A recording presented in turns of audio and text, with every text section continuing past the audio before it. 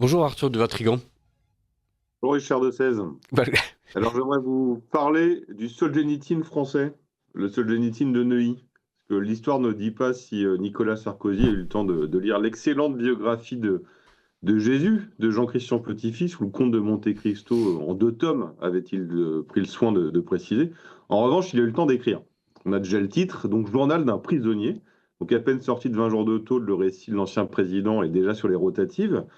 Alors, encore quelques jours et vous pourrez l'offrir à votre belle-mère ou à votre pire ennemi pour Noël. Voici une opération rondement menée, pas comme celle de Thomas Guénolé, vous savez, cette tronche de pinipette qui veut qu'on l'appelle docteur parce qu'il a pondu une thèse pour démontrer, je cite, l'existence d'une pensée politique spécifique du centre d'Aristote à Valéry Giscard d'Estaing. Voyez pas, c'est véridique. Eh bien, le docteur, je vous le rappelle, s'était embarqué dans une croisière avec la Cour des Miracles direction Gaza. Et le bouc raconte désormais, dans un seul en scène aux allures tragiques de Solensal, l'issue tragique de sa croisière clownesque. Alors, Rima Hassan, assez maline ou exaspérée par les vociférations de Greta Thunberg, s'est carapaté juste avant. Donc, il n'est pas arrivé à Gaza qu'on l'a mis au New dans une prison israélienne pendant 3 jours. Alors, on eût aimé qu'il reste un peu plus, mais saoulé par ses postures de Bernanos de Tolbiac, bah, les Israéliens nous l'ont renvoyé. Sympa les potes. Alors le docteur Jean, il a souffert, pauvre chaton, paraît qu'il a été torturé. Alors même une gastro de Noël, l'espèce de plus de stigmates, mais bon, passons. Heureusement, tous les sortis de prison ne sont pas aussi amputés de la honte. Le grand Bolem Sansal, par exemple, a été gracié par Limon Tebboune, le voici de nouveau sur la terre de France. Mais on prend les paris que lui bah, n'ira pas chouiner dans un bouquin, et encore moins sur scène.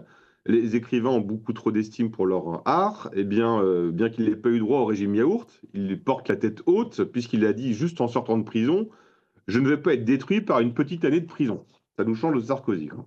Alors, le panache n'a pas disparu, et si les autorités algériennes n'ont pas réussi à le faire taire, imaginez ce qu'il va raconter maintenant. Je rigole déjà de voir la tête du petit Jean-Noël Barrot dès qu'il va ouvrir la parole, dès qu'il va ouvrir la bouche, il va pas arrêter de bégayer, ça va être assez amusant. En plus, il explique en préambule de chaque entretien que bah, il peut pas tout dire et que ses propos sont contrôlés. Alors généralement, quand on vous dit ne le disez pas, bah, on ne précise pas en introduction qu'on ne peut pas le dire. Et donc, il glisse des choses l'air de rien, ce qui est assez amusant. Je vous invite à lire son formidable grand entretien dans le Figaro, où il glisse deux, trois ogives assez réjouissantes. Par exemple, il raconte qu'il écrivait en prison, et donc le Figaro lui demande s'il écrit un journal ou un roman, et puis là il répond, au départ je voulais faire un journal, évidemment, un peu comme a fait Sarkozy, puis je craignais de m'apitoyer sur moi-même. Puis il y a aussi ce passage assez amusant où il raconte qu'il a accès à une télévision, mais une télévision interne où la France est toujours coupable, où la moindre faiblesse de notre pays est soulignée, et où les membres de la France insoumise, Jean-Luc Mélenchon, Mathilde Panot et Rima Hassan, sont célébrés comme d'excellents Français. Moi, j'attends la suite de ces entretiens à chaque fois. Alors, je sens que les prochaines semaines vont être assez amusantes, mais ce qu'on peut dire de ces premières sorties, c'est que pour Boilem Sansal, bah, la cause se révèle bien plus importante que sa personne. En fait, on appelle ça un héros. C'est un truc qu'on avait un peu oublié, donc lui nous le rappelle, parce que l'époque est à la victimolâtrie. C'est assez triste, c'est guère stimulant. Le nombril comme horizon, bah, c'est une civilisation qui s'efface. Mais notre époque a troqué les saints pour les stars, les héros pour les victimes.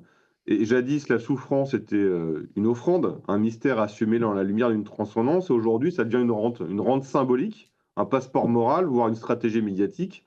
Quelle étrange inversion des valeurs quand même. Tout le monde se drape dans la défroque du martyr dès qu'il veut obtenir un avantage, même des ordures. Donc c'est la confusion totale. Et une inversion, parce que, bah, on le rappelle, c'est qu'un héros, il choisit librement de sacrifier sa vie pour les autres. C'est pas une victime passive qui a rien demandé, ou au contraire, qui se fait passer pour une victime alors qu'il est coupable. Ainsi, on en est arrivé à la désirabilité du statut de martyr qui caractérise notre époque. On veut absolument passer pour un paria, sans quoi notre vie serait sans valeur. Je rappelle que les parias n'ont jamais demandé à être parias, il faut juste leur demander aujourd'hui ce que ça fait de vivre comme un paria. Mais le héros n'est pas mort, justement, c'est la leçon de Sansal.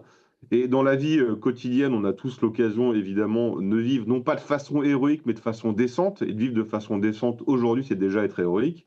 Des trucs assez basiques, comme quelqu'un qui est menacé ou agressé dans le métro, bah, on a toujours la possibilité de s'interposer, parfois au prix d'un mauvais coup, évidemment. Mais le courage reste quand même la valeur essentielle dans un monde dangereux, et notre monde redevient dangereux. Mais pour que l'héroïsme revienne, une des autres conditions serait être capable déjà de désigner les ennemis.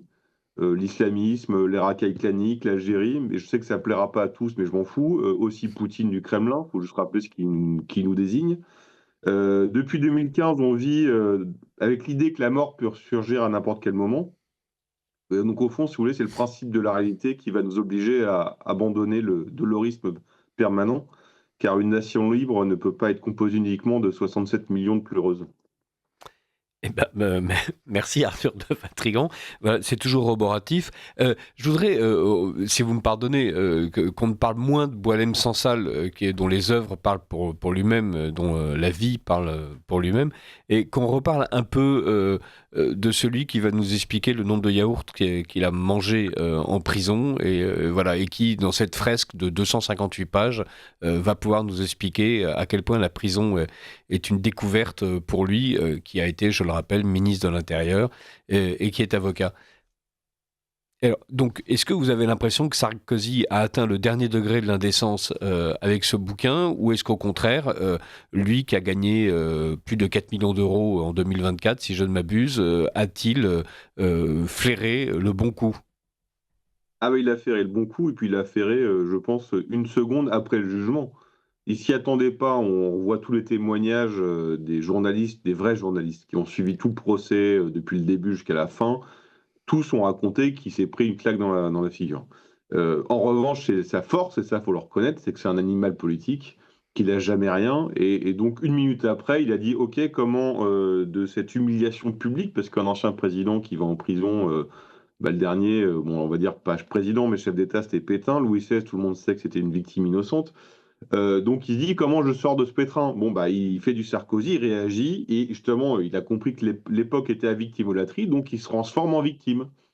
Et ce qu'on appelle victime, ce qu'on appelle une ordure qui devient une victime, on appelle ça de la classe et de l'élégance et de la décence. Maintenant, il fallait juste regarder une grande partie des chaînes d'infos, des comptes rendus de journalistes, c'était oh quelle décence, il est extraordinaire, regardez, regardez, regardez. Le type n'était même pas entré dans la prison de la santé, qu'il avait déjà préparé son retour. Je veux dire, rien que le fait de dire j'embarque la biographie de petit-fils de Jésus, qui est au demeurant une excellente biographie, et le conte de Monte Cristo en 2 tomes, on a compris que c'est le phénix qui allait ressortir moitié Jésus, moitié Dantès, quoi. Donc il fait du storytelling, et ça il le fait d'une manière admirable pour le reconnaître. Le problème, c'est qu'il a une machine derrière lui. Il a des éditeurs, il a des journalistes, il a des entrepreneurs, il a des groupes industriels, il a des amis, il a des relais partout. Donc, bah, lui, il suit, il fait sa machine. Donc, je pense que moi, je cherchais à savoir pourquoi il avait dit le conte de Monte Cristo en 2 tomes, parce qu'il savait pertinemment qu'il n'avait pas passé plus de 20 jours en prison. Parce que je rappelle quelque chose, c'est que si l'exécution provisoire a été validée par le juge lors du premier procès, c'est pour la gravité extrême. Exécution provisoire qui, je rappelle, a été mise en place sous le gouvernement Balladur ou Nicolas Sarkozy, qui est porte-parole et ministre du Budget. C'est quand même assez amusant. Et que le juge des libérations, en tout cas, décide s'il doit rester en prison ou non, l'exécution provisoire saute, c'est-à-dire si on ne juge pas la gravité, mais le risque de récidive ou le risque de fuite. Donc tout le monde savait pertinemment qu'elle allait sortir. C'est pas un juge qui dit que l'autre juge s'est gouré, c'est juste la loi. Bon, et ben moi je pense que, sachant pertinemment qu'il allait sortir au bout de 20 jours, glisser qu'il prend le conte de Monte Cristo en 2 tomes, c'est pour nous expliquer qu'il va faire plusieurs tomes de son récit de prisonnier, sachant qu'il risque quand même d'y retourner. Eh ben, merci beaucoup à nouveau Arthur de Vatrigan. Aper, le sanglier en latin. Aper, un vêtement à votre identité. Avec Aper, sortez des marques woke.